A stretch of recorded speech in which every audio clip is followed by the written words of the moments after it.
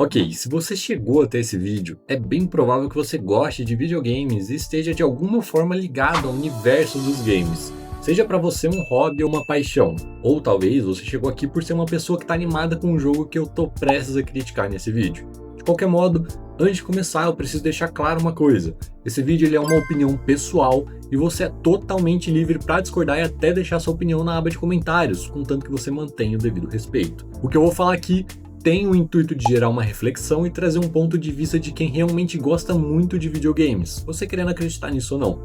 Eu sei que muitos de vocês vão conseguir compreender o problema que eu vou apresentar nesse vídeo, enquanto outros provavelmente vão fazer vista grossa ou simplesmente tentar diminuir o tamanho do problema. E tá tudo bem, contanto que a maioria compreenda, ainda dá pra gente impedir que a coisa piore. Fala galera, vocês estão bem? Eu espero que sim. Hoje, infelizmente, o vídeo não é abordando nenhuma novidade, e sim um vídeo de opinião.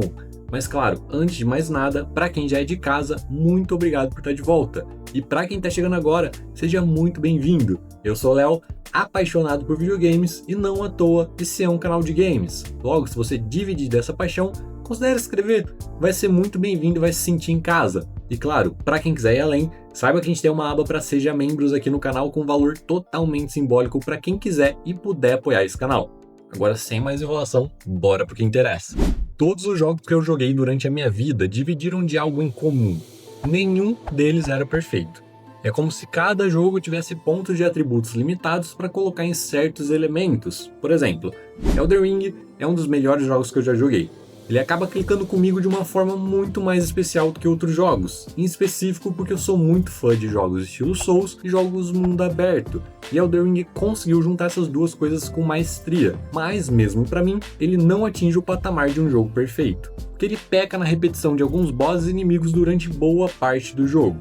E claro, vão ter jogadores que vão preferir jogos lineares, mais casuais ou jogos com foco na narrativa, e para esse tipo de jogador, a proposta de Elden Ring pesa contra ele mesmo. A questão é, imagina que Elden Ring está prestes a lançar, esquece que a gente já viveu essa época, e foca no exemplo desses dois jogadores, um sendo fã do estilo Souls e jogos mundo abertos, enquanto o outro prefere jogos mais lineares e narrativos. Eu sei, existem muitos outros tipos de jogadores, mas vamos focar nesses dois tipos só para ficar mais fácil de compreender. Ambos os jogadores eles estão inseridos no universo de games, jogar faz parte da rotina deles, logo eles naturalmente acabam sabendo sobre Elden Ring. Enquanto o primeiro jogador ele é fã de jogos Souls e mundo aberto, ele facilmente pagaria os R$300 em um jogo como Elden Ring, e pelo que Elden Ring entrega, ele ficaria super satisfeito. Enquanto para o segundo jogador, que já não tem tanto interesse nesse estilo de jogo, ele acaba ficando mais relutante e crítico devido ao preço do jogo e à proposta oferecida. Ou seja, para o segundo jogador, a régua de preço de Elden Ring pode estar muito alta, e problemas naturais do jogo, como a própria repetição, podem pesar muito mais para ele durante a gameplay. Ou seja, quanto mais barato o jogo for, mais fácil a entrada para outros jogadores. Ainda que o primeiro exemplo ficaria satisfeito mesmo pagando R$300, ele poderia valorizar ainda mais o jogo se ele tivesse pago mais barato. Afinal, a gente julga um produto de acordo com o preço. Sabendo disso, agora você consegue enxergar como que na verdade muitas das suas experiências foram manipuladas pelo preço que você pagou por aquele jogo.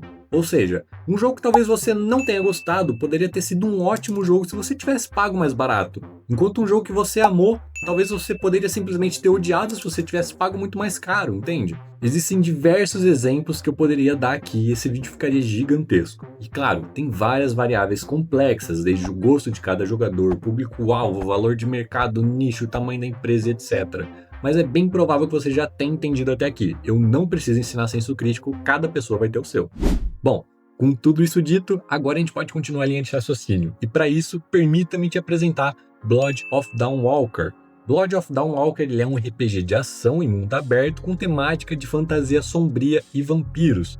Particularmente, esse seria o tipo de jogo que eu deveria estar super hypado. Eu adoro jogos de mundo aberto, adoro a temática medieval e ainda por cima sou fã de temas que envolvem licantropia ou vampiros. Para além disso, esse jogo está sendo desenvolvido por ex-desenvolvedores da CD Projekt Red, incluindo o próprio diretor de The Witcher 3, e as suas semelhanças até agora são muito claras. Se não fosse pelo anúncio de The Witcher 4, esse jogo seria o sucessor espiritual de The Witcher. Enfim, a proposta do game é contar com escolhas narrativas que vão afetar o final do jogo, o combate é inspirado em The Witcher e, claro, o game conta com mecânicas de vampiro. Um dos grandes diferenciais desse jogo vai ser o sistema de 30 dias, que o game vai contar com uma espécie de limite de tempo narrativo, onde cada decisão e missão vai fazer o tempo avançar, mudando o mundo e a história com o intuito de criar consequências reais nas suas escolhas. Falando assim parece bem interessante, mas a gente precisa ver na prática. Bom, o problema aqui está justamente no preço do jogo, o qual eu só não vou perguntar para você qual que você acha que é porque está na thumb do vídeo. E antes de dar sequência no que eu tenho para dizer aqui, eu vou colocar alguns exemplos de jogos na tela e o preço base deles nos seus lançamentos. Eu tenho certeza que você já jogou pelo menos um desses jogos que está aparecendo aí, e todos eles têm diversos pontos positivos, e são de um escopo ou preço semelhante. Agora, olhando para todos esses jogos, eu te pergunto, por que esse daqui vale 400 conto? Bom, vocês já entenderam que a régua sobe de acordo com o preço, então o restante do vídeo vai ser uma análise do que foi mostrado até agora. Mas relaxa, eu já assisti todas as gameplays, eu já separei os pontos relevantes para a gente comentar aqui, e claro, isso aqui ela é a minha opinião e eu vou julgar esse jogo como um jogo de 400 conto. Então eu vou pegar no pé de qualquer coisinha que eu encontrar pelo caminho. E eu vou deixar o valor do jogo aparecendo aí na tela para toda vez que eu criticar alguma coisa, vocês terem em mente que esse jogo tá custando 400 pila. Então bora lá. A primeira gameplay revelada começa com um personagem caminhando em um bosque. Aqui a gente já pode notar que o game ele é bonito, mas ele não é nada surreal. Logo, os 400 conto não são justificados na parte gráfica até agora, mas tá só começando. Mais à frente a gente tem o primeiro contato com o combate do jogo e bom, ele é bem lento, ele tem mecânicas que lembram Kingdoms Come Deliverance e For Honor. O combate ele é meio action e ao mesmo tempo também é tático, combinação essa que impede a fluidez. Além das animações não serem nada impressionantes, também quase não há partículas ou efeitos especiais. As habilidades mostradas não são nada demais, e se não fosse o narrador e o menu radial pausando o jogo, eu nem teria notado que o personagem usou alguma habilidade. Outra habilidade é literalmente um golpe que causa 40 de dano, se finalizar o inimigo, tem a animaçãozinha dele sendo decapitado, também nada de chamativo, nada que vai valer o seu dinheiro suado por aqui ainda. Nesse ponto do jogo, não é pro personagem ter habilidades incríveis, eu sei disso, mas eu duvido que vai melhorar. Afinal, mais pra frente, vão mostrar a árvore de habilidades e vocês vão notar que ela só serve para melhorar essas habilidades básicas, então não é para esperar nada muito chamativo ou poderoso aqui. Essa parte é engraçada, o narrador ele vai lutear o corpo de um dos bandidos e ele acaba encontrando um facão, que ele vai chamar de uma arma muito legal. And then take a closer look at this cool-looking weapon we just picked up. Ah, it has better stats than our current weapon, so let's equip it right now. Cool-looking weapon. Ah, it has better stats. O que ela tem de especial?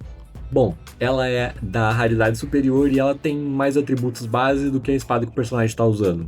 Ou seja, padrão RPG, ainda nada que justifique o preço desse jogo. Em sequência é mostrado um pouco da árvore de habilidades e aqui a gente pode notar duas coisas. A primeira é que ela segue uma hierarquia de nodos, o que significa que não vai haver tanta variedade de habilidades ou magias, mas sim modificações. No exemplo da gameplay de fundo, a gente vê duas melhorias, e as duas envolvem gastar menos vida ao conjurar uma das magias de vampiro. A segunda coisa que a gente pode notar aqui é que o jogo custa 400 conto e ainda tem gente defendendo essa magia. Eles falam que a magia do game tem uma única regra mandatória. Sempre vai haver um preço para se pagar quando a gente quiser manipular a realidade à nossa volta. Lembrem-se do que é dito aqui, porque mais pra frente vocês vão ver que isso aqui é balela. A próxima cena mostra o personagem chegando na cidade. Aqui a gente pode notar duas coisas. A primeira é que há diversos momentos em que a iluminação do game não funciona corretamente, o que é um pouco preocupante, porque esse tipo de gameplay normalmente é scriptado ou feito em um ambiente controlado para evitar o máximo possível de bugs. E a segunda coisa que a gente pode notar é que os NPCs não tem nada demais. Eles ficam repetindo animações genéricas scriptadas, com balões de fala em cima da cabeça, e eu sei, não é porque Crimson Desert resolveu animar todos os NPCs separadamente que agora isso é regra para qualquer jogo. Se bem que, olhando para o preço de ambos, esquece, isso aqui é inaceitável. Bom, logo mais o personagem chega na catedral que estava procurando e a gente vê o primeiro diálogo do game e o sistema de escolhas, aquela parada que a gente já viu em outros jogos, de simplesmente dois personagens ficar olhando um para a cara do outro, esperando o jogador escolher a opção de diálogo. E bem, como é que eu posso dizer? Olhando para as expressões faciais, considerando que esse jogo tem um forte foco narrativo e custa 400 conto, bom, isso aqui tá bem ruim. O personagem ele parece uma lata que fica olhando pro nada enquanto mexe a boca. Em seguida, o narrador ele explica como é que funciona o sistema de dia e noite e como é que isso vai afetar nas opções e abordagens do jogador. Enquanto isso, ele fica andando à toa pela catedral e a gente pode notar como que os NPCs da cidade adoram usar as mesmas roupas.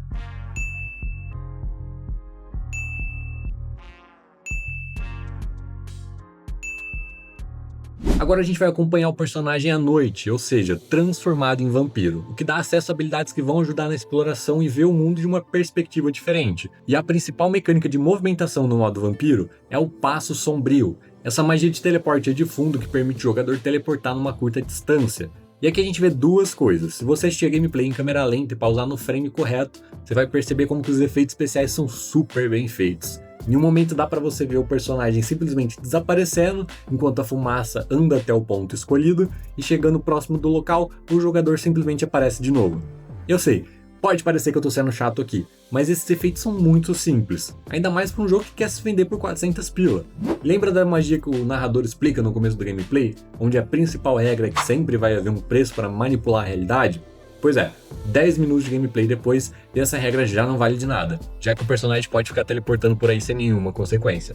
Em seguida, o personagem vai se alimentar enquanto tenta encontrar uma forma de entrar na catedral, onde a mesma está guardada por guardas e os mesmos também fazem ronda na cidade à noite. Nenhum deles nota que a cara do nosso personagem está encharcada de sangue, e eu me pergunto se caso a gente tivesse iniciado um diálogo direto, os devs teriam se atentado a esse detalhe.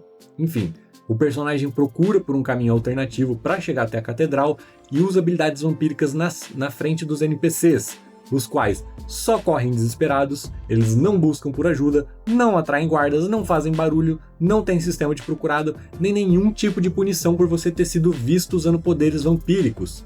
O que fala sério, até Skyrim, que é um jogo de 14 anos atrás, fez melhor.